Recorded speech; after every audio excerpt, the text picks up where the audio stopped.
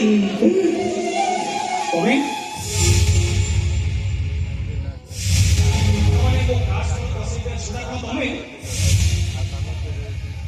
তুমি কোন নিজেକୁ ଚିହ୍ନିଛ?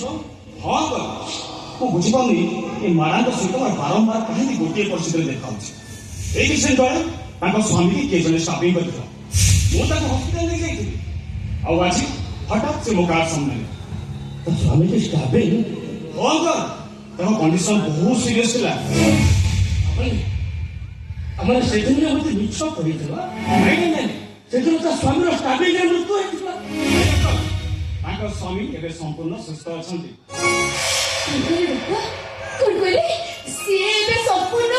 ହଁ ସମ୍ପୂର୍ଣ୍ଣ ଭାବରେ ସୁସ୍ଥ ଅଛନ୍ତି।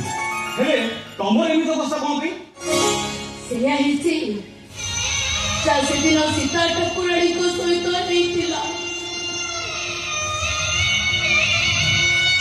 ଅଯୋଧ୍ୟାରୁ ବନବାସରୁ ରାବଣଙ୍କ ଦ୍ୱାରା ଅପହୃତ ଆଜି ମୋ ସୁନା ହରିଣୀ ସାଥିରେ ଛିଡ଼ା ହେଲି। ଯାହା ବାକି ଅଛି ଏ କେବଳ ପାତାଳି ବାପା। ବୁଝିପାରିଲି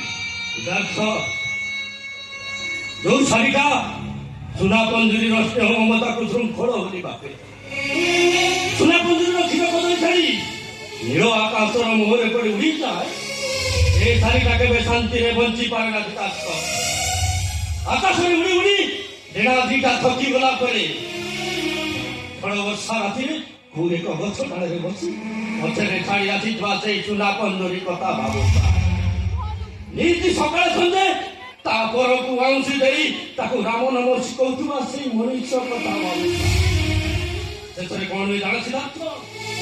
ପେଟର ଭୋକ ସହି ନ ପାରି ପାଦ ଧୋଇଦିଏ ଶିକାରୀର ଜାଲରେ। ଛନ୍ଦି ହେଇଯାଏ ତା ପାଦ ଦିଟା ଉଠେ ନା। କେମିତି କିଏ ଛନ୍ଦି ହେଇଯାଇଛି? ନା ସୁନା ପଞ୍ଜୁରୀ କିଏ ଫେରି ପାରିବ ନା ଆକାଶରେ ଉଡ଼ି ପାରିବ।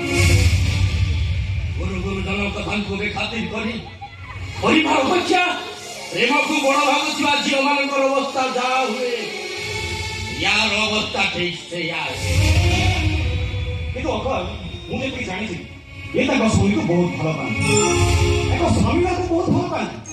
ସେକ୍ସ ଆସିବାକୁ ଅପରେସନ ହବା ଯାଏ ଅପରେସନକୁ ଡିସଚାର୍ଜ ହବା ଯାଏ ଏମିତି ଗୋଟିଏ ମୁହୂର୍ତ୍ତ ନାହିଁ ସମ୍ପଦ ବାବୁ ୟାକୁ ମନେ ପକେଇ ନାହାନ୍ତି।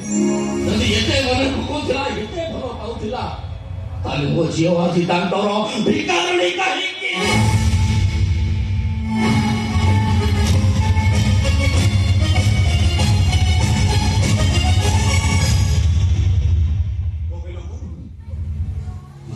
ତମ ଝିଅ ମାନେ ମୁଁ ଯାହାକୁ ନ ଦେଖି ନ ଜାଣି ମନେ ମନେ ଭଲ କରି ବସିଥିଲି ତା ସହିତ ମୋର ବାହାଘର କରିବେ ବୋଲି ଆପଣ ମତେ କଥା ଦେଇଥିଲେ।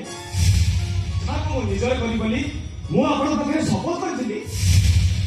ସିଦ୍ଧାର୍ଥ କିଏ ସେଇ ଝିଅ ମୋ ଝିଅ ଶୀତ। ଆପଣଙ୍କ ଶପଥ ଆପଣ ଭାଙ୍ଗି ଦିଅନ୍ତୁ। ଆପଣଙ୍କ ଶପଥ ଆପଣ ଭାଙ୍ଗି ଦିଅନ୍ତୁ। ବୁଝେ ଶୀତ ମ୍ୟାଡାମ ଅଙ୍କର ହେଉଛନ୍ତି ମୋ ପାଇଁ ଈଶ୍ୱର। ଆଉ ଈଶ୍ୱର ନାମରେ ନିଆଯାଇଥିବା ଶପଥକୁ କେବେ ଭାଙ୍ଗି ଦିଆଯାଇପାରେ ନା। ମୁଁ ଶପଥ କରିଥିଲି ବାହା ହେବି ତ କେବଳ ତମକୁ ନହେଲେ ଜୀବନ ସାରା କେବେ ବି ବାହା ହେବି। ଆଚ୍ଛା କହିଲ ତମର ଏମିତି ଅବସ୍ଥା କଣ ପାଇଁ? ଆଉ ବର୍ଷରେ କୋଇଲିଟା କେତେ ଦିନ ରହିପାରିଥାନ୍ତା ଡାକ୍ତର? ସୁନା ପହଞ୍ଚି ପିନ୍ଧା ପାଦ ଦିଟା କେତେ ଦିନ ଆଉ ମାଟି ଅଗଣାରେ ଚାଲିଥାନ୍ତା। କ୍ଷୀର କଦଳୀ ଖିଆ ଥନ୍ତ କେତେ ଦିନ ଆଉ ଖୁଦ ଚାଉଳ ଭଜା ଖାଇଥାନ୍ତା। କୋଟିପତି ଘର ଝିଅ ଆଜ୍ଞା କେତେ ଦିନ ଆଉ 700 ଟଙ୍କିଆ ଭଡ଼ା ଘରେ ରହି ଭାତ ଡାଲି ରୋଷେଇ କରି ଖାଇଥାନ୍ତା। ମୁଁ ଯେତିକି ଜାଣିଛି ତମେ ତ ସମ୍ପର୍କକୁ ଭଲ କରି ବାହାଇଦେଲ।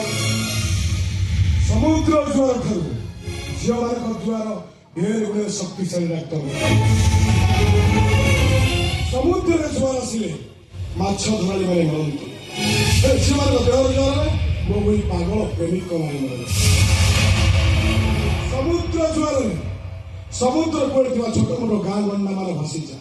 ହେଲେ ଝିଅମାନଙ୍କ ଦେହର ଜୁଆରରେ ମୋ ଭଳି ପାଗଳ ପ୍ରେମିକ ମାନଙ୍କର ବଂଶ ବୁନିୟାଦ ଭାସିଯାଏ। ସମୁଦ୍ର ଲୁଣିଆ ପାଣି ଚାଷ ନଷ୍ଟ କରିଥାଏ। ହେଲେ ଝିଅମାନଙ୍କ ଦେହର ଲୁଣିଆ ଝାଳ ମୋ ଭଳି ପାଗଳ ପ୍ରେମିକମାନଙ୍କୁ ଜିଅନ୍ତା ଶବ ସଜେଇଥାଏ।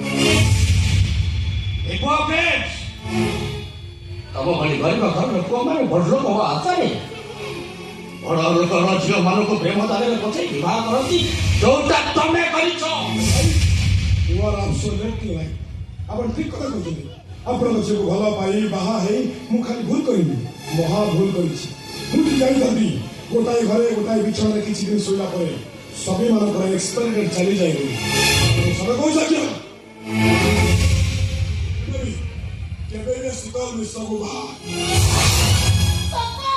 ବହୁତ ବେଙ୍ଗଲ ରଙ୍ଗୀନ ଚେହେରାରେ ପାଗଳ ହେଇଥିବା ବୋକା ଏଇ ସମ୍ପଦ ପଣ୍ଡା ବାରାଣସୀ ଚଳେଇର ପ୍ରତାରଣାରେ ପ୍ରତାରିତ ହୋଇ ନିଜ ବଂଶ ବୁନିୟାଦକୁ ଧୋକା ଦେଇଥିବା ନିର୍ବୋଧ ହଉଛି ଏବେ ସମ୍ପଦ ପଣ୍ଡା।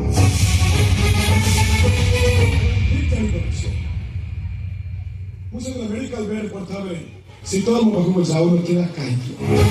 ମୁଁ ଠିକ ଜାଣିପାରୁଛି ସେତେବେଳେ ଡାକ୍ତର ବାବୁ ପ୍ରତି ତାର ଢଳିବାଟା ଆରମ୍ଭ ହୋଇଯାଇଥିଲା। ମୁଁ ଠିକ ଜାଣିପାରୁଛି ମୁଁ ଶୀତଳକୁ କାହିଁ ଭଲ ଲାଗୁନି। ନୂଆ ଦେହ ନୂଆ ମନ ନୂଆ ପୁରୁଷ।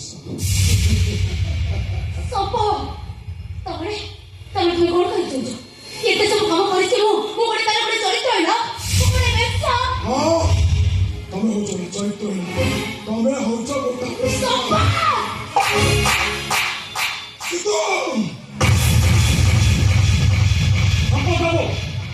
ମୁଁ କହୁଛି ତମେ ଚୁପଚାପ ଚାଲିଯାଅ। এইটা হচ্ছে আমার ভিতরের কথা, মানে শীতল আর ମୋ ଭିତର କଥା। ଏଥିରେ ଆପଣଙ୍କ ମୁଣ୍ଡ ପୁରିବା ଆବଶ୍ୟକ ନାହିଁ। ମୋ ମୁଣ୍ଡ ପୁରେଇବାକୁ ବାଧ୍ୟ, କାରଣ ମୁଁ ହଉଛି ଶୀତଳର ଭାବି ସ୍ୱାମୀ। ସ୍ୱାମୀ ଫସିଗଲେ ଡକ୍ଟର, ଶେଷରେ ଆପଣ ବି ଫସିଗଲେ ଡକ୍ଟର, ଶେଷରେ ଆପଣ ବି ଫସିଗଲେ। ଟିକେ ହୁସିଆର ଥିବେ ଡକ୍ଟର, କାହିଁକି ଏବେ ବି ମାର୍କେଟରେ ପ୍ଲାଷ୍ଟିକ ଡ୍ରମ୍ ଆଉ କୋଣାର୍କ ସିମେଣ୍ଟର ଅଭାବ ନାହିଁ। ଟିକେ ହୁସିଆର ଥିବେ ଡକ୍ଟର, ଟିକେ ହୁସିଆର ଥିବେ, ତା ନହେଲେ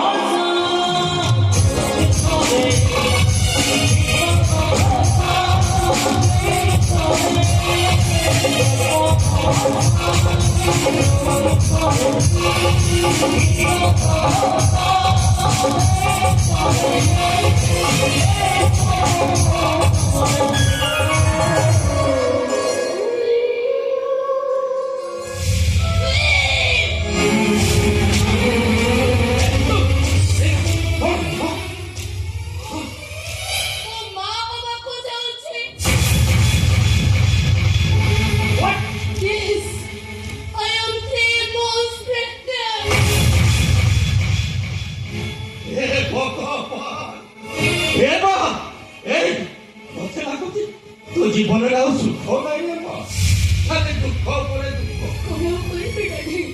ମୋ ପାଖରେ କିଛି ବାଟ ନଥିଲା। ବାଟ ଅଛି, ବାଟ ଅଛି, ବାଟ ଅଛି। ହଁ ସିଦ୍ଧାର୍ଥ,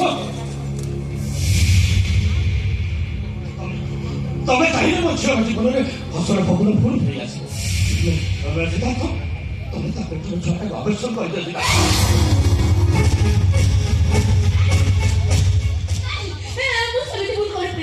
ମୋ ଛୁଆକୁ ମୁଁ ମାରିପାରିବିନି, ମୋ ପ୍ରଥମ ପ୍ରକାର ସନ୍ତକୁ ମୁଁ କେବେ ମାରିପାରିବି ନାହିଁ।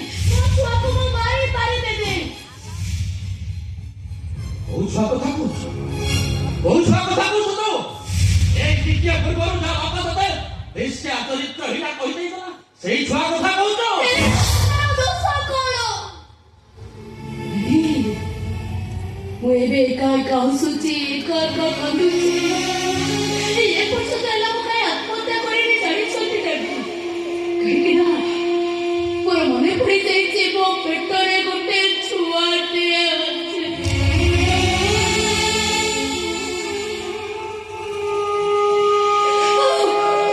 ଯିଏ ମତେ ବିସ୍ତାର ବେଳେ ସାହସ ଦଉଛି, ମୁଁ ସେ ଛୁଆଟାକୁ କେମିତି ମାରିପାରିବି ଡାକି? କେମିତି ମୁଁ ସେ ଛୁଆଟାକୁ ମାରିପାରିବି? ମୁଁ ଏକା ଏକା ବଞ୍ଚିପାରିବି ଡାକି? ମୁଁ ଏକା ଏକା ବଞ୍ଚିପାରିବି? କରିପାରିବିନି ମୋ ଛୁଆକୁ, ମୁଁ ମାରିପାରିବି। କହିଲେ ତମେ ଏକା ମୁଁ ଶପଥ ନେଇଛି ବାହା ହେବି ତ କେବଳ ତମକୁ ସାରା ଜୀବନ ତମ ହାତ ଧରି ବାଟ ଚାଲିବ ଆଉ ଯଦି ତମର କିଛି ଆପତ୍ତି ନଥାଏ ତୁମକୁ ମୁଁ କେବେ ଏକା ହବାକୁ ଦେବିନି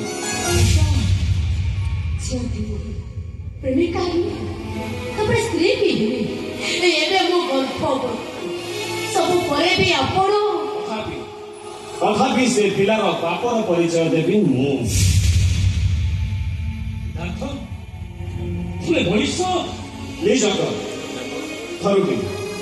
ଥରୁଟେ ମାତ୍ର ଆପଣଙ୍କ ଋଣ ସୁଯୋଗ ମୋତେ ସୁଯୋଗ ଆପଣ ମୋତେ ରାସ୍ତା କଡ଼ର ଅଳିଆ କଥାରୁ ଗୋଟିଏ ଆଣି ପ୍ରତିଷ୍ଠିତ ସମାଜରେ ମୋତେ ପ୍ରତିଷ୍ଠା ଦେଇଛନ୍ତି ବୁଝିପାରୁଛ ତ ମ୍ୟାଡ଼ାମ ତୁମର ପିଲା ହେଲା ପରେ ଆମର ବାହାଘର ମୁଁ ଅପେକ୍ଷା କରିବି ୟା ପରେ ଯଦି ତମେ ମୋର ନ ହୁଏ ଭାବିଲେ ବି ତମେ ବୋଧେ ମୋ ଭାଗ୍ୟରେ